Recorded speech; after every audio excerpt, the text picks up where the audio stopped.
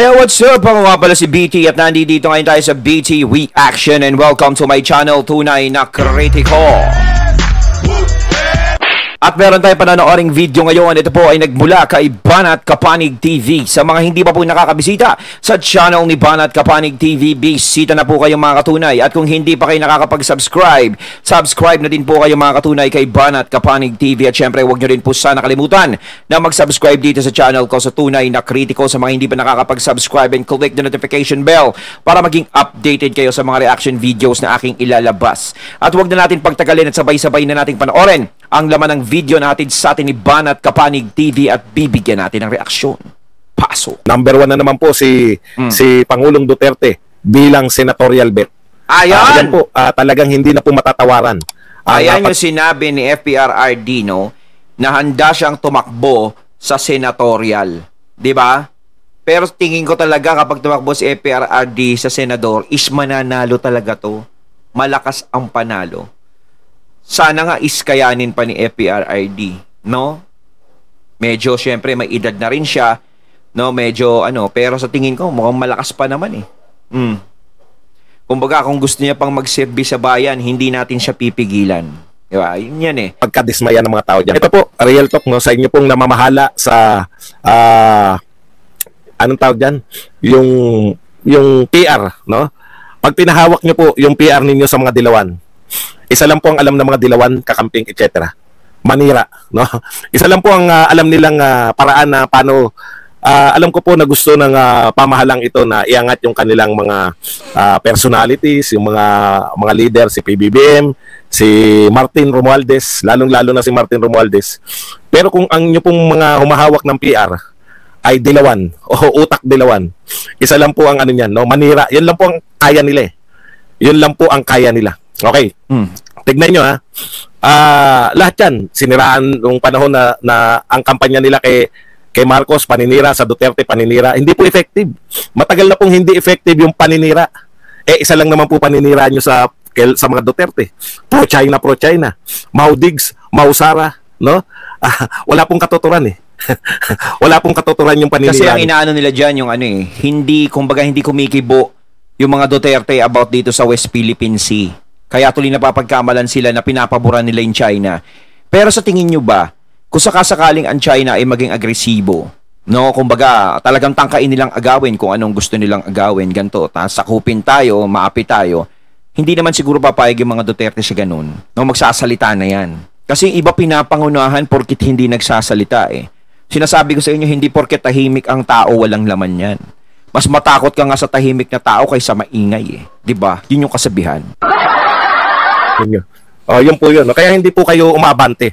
Baliktad po ang nangyayari. Ito po, mapapatunayan natin yan sa trust rating ninyo. No? Okay, tignan po natin yung mga hinihimay-himay. Nilalabas unti-unti ng publiko sa Asia. Dito po muna tayo sa top 12. Number 1 pa rin po si Tatay Digong. Ibig sabihin po, hindi po effective yung mga vlogger na naninira. Kaya pasok, hindi talaga yun. Sayang po ang PR ninyo. Kung ang alam lang po, no? Kung hindi niyo po kaya na anong tawag doon na pagandahin yung imahe, mahirap po pag pinahandle niyo yan sa dilawan. Maniwala kayo sa akin. Ang mga dilawan po, na perfect po nila yung art of paninira, pero hindi po nila na perfect yung art ng maging popular. Lagi na magandang trabaho ng dilawan eh. Wala na pong formula para maging popular yung pinuno eh.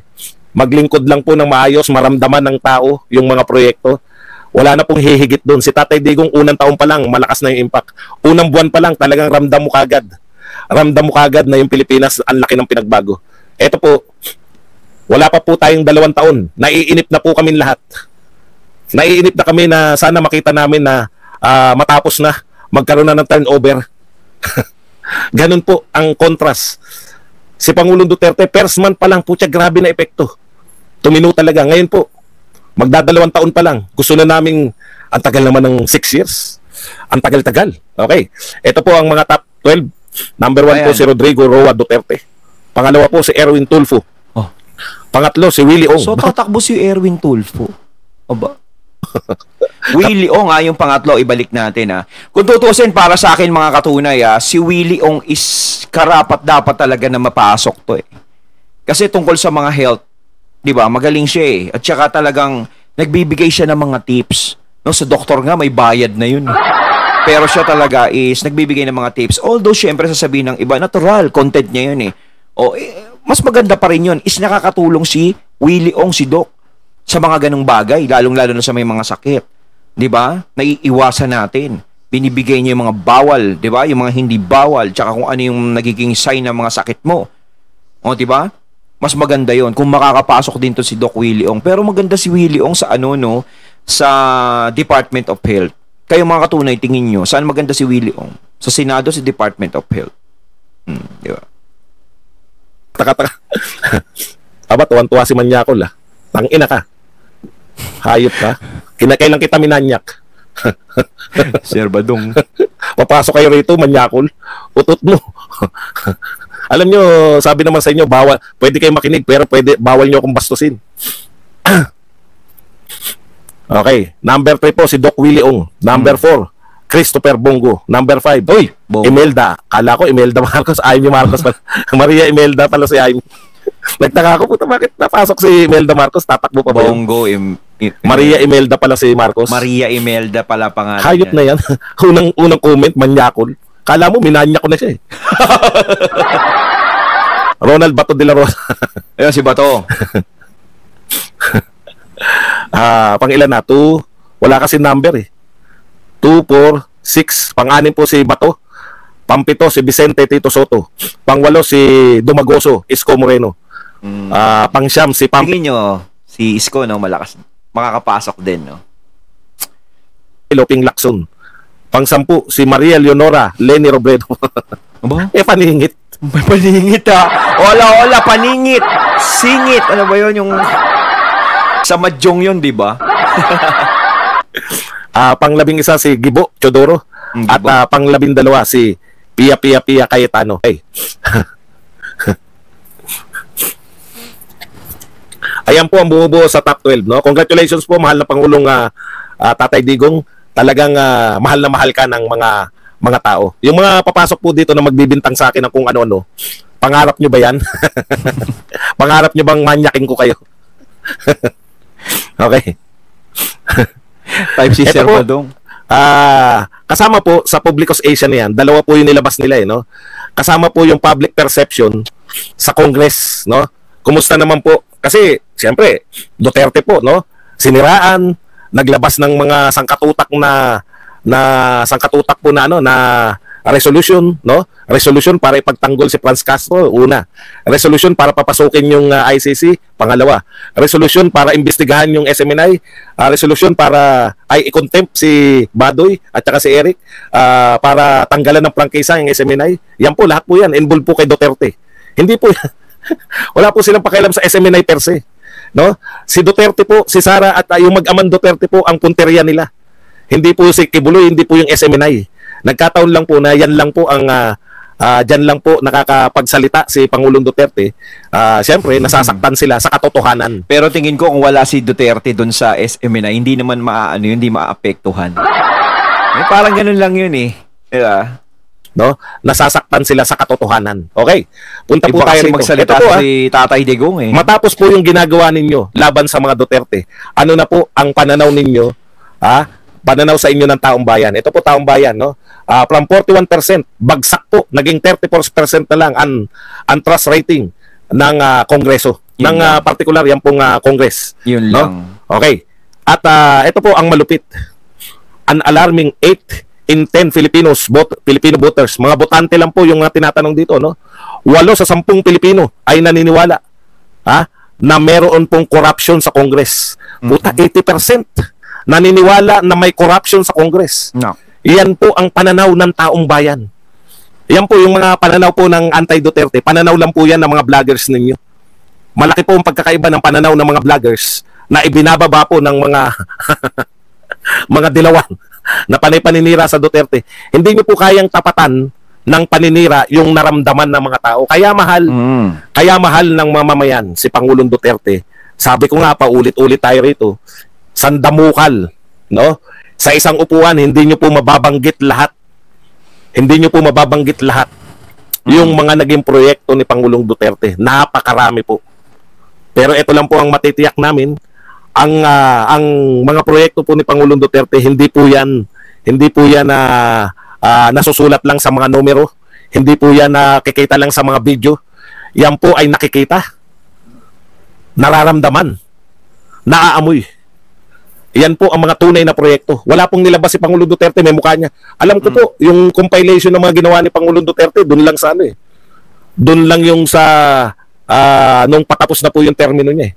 Napakarami po palang accomplishment talaga ni Pangulong Duterte. Kasi kahit anong gawin nilang paninira, no, syempre, ang iniisip kasi nila, kapag siniraan ng isang tao, no, mapapalabas nila kunwaring totoo yung ginagawang ganto, ganyan. Ganyan yung ginagawa niyan.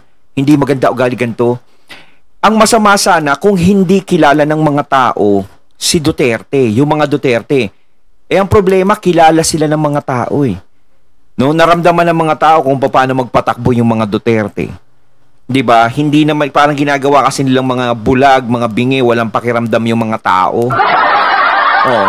Kaya kahit anong dakdak nila, kahit anong salita nila sa mga Duterte is walang nakikinig. Oh, 'di ba nakikita natin at nadinig natin kanina na number 1 si FPRRD. Si VP Sara naman kapag tumakbong presidente, malakas. 'Di ba? Hindi umay epekto kahit anong ginagawa sa kanila. Pero ang mahirap dyan is alam nila na taong bayan talaga yung kakampi. Ang mahirap dyan, gumawa naman ng paraan yung mga kalaban nila para hindi sila maupo o manalo. Anong paraan ang gagawin yan? Siyempre, try and try until they die na yan. Parang ganyan. Ito po, pilit na pilit po yung accomplishment. Yan po yung accomplishment nyo. 8 out of 10. 80%. 8 sa 10 botante ay naniniwala na ang Kongreso, ayan baka mali ako ng pagkakatagalog eh. An alarming 8 in 10 Filipino voters acknowledge the presence of corruption in Congress. Lantad na po kayo. Okay. Alamin mo na lang si Jokoy Caitlyn. Si Jokoy, sikat yan. Manood ka sa Netflix, matatawa ka dyan. Okay, balikan po natin, no? Ito pong mga pinag-uusapan natin. Ganito po nila nilalarawan yung simple pong manirato sa mga Duterte. Ipagmamalaki na lang, dilaw na dilaw po talaga si Pangulong Duterte po. Wala na tayong pakialam, alam na po natin, given na di ba? Given na halos wala nagawa si Pinoy, hindi na po kinakailangan siraan. Ganun po talaga eh. Bakit ka maninira kung may malaki ka namang ginawa? Kung very confident tayo po, ako, ang tagal ko ng vlogger, 5 taon na po ako sa January 1. Ilang araw na lang, 5 taon na po akong vlogger. Sa 5 taon ko na po na yan na pag-vlog, Duterte po ako, supporter. Pero wala pong kaming, ang ginagawa namin as vlogger, no? Hindi po namin sinisiraan yung dating administrasyon. Yung mga katulad nila Lenny, nila Dilima, Kakampink, Dilawan. Wala pang Kakampink noon, mga Dilawan at mga Makabayan Black. Yan po ang binabanata namin dahil pinagtatanggol namin si Pangulong Duterte laban sa mga atake nila. No? Ito pong mga vlogger ngayon ni BBM. Hindi nyo kayang i-promote si BBM at saka si Tambi kung aatakihin nyo lang si Pangulong Duterte. Lumang gimmick na yan ng Dilawan.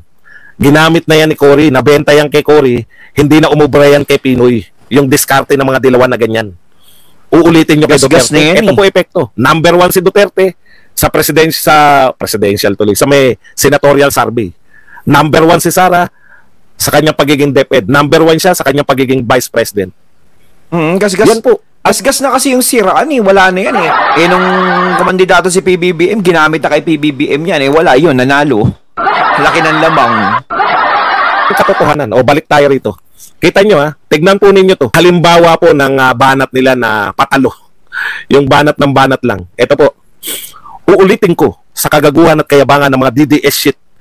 Diyan matatalo si Sara sa 2028. Kung dati 100% karamihan loyalista, ngayon 50-50 na dahil sa hambog ang mga DDS shit.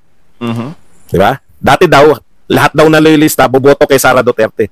Ngayon daw 50-50 na lang ang boboto kay Sara Duterte. Kasi sabi wala nang boboto. Wala po kaming pakailan. Tunaw na po yung unit team na yan. Hindi po kami umaasa sa iyo. Ayun, natating natunghayan ng video na nagmula kay Banat Kapanig TV at syempre natunghayan natin ang boses na yon na nagmula kay Sir Badong Aratales. Ayan mga katunay, kayo anong masasabi nyo tungkol sa videong ito na ating napanood at binigyan ng reaksyon? Comment lang po kayo. So once again, I'm BT and I'm out. Peace.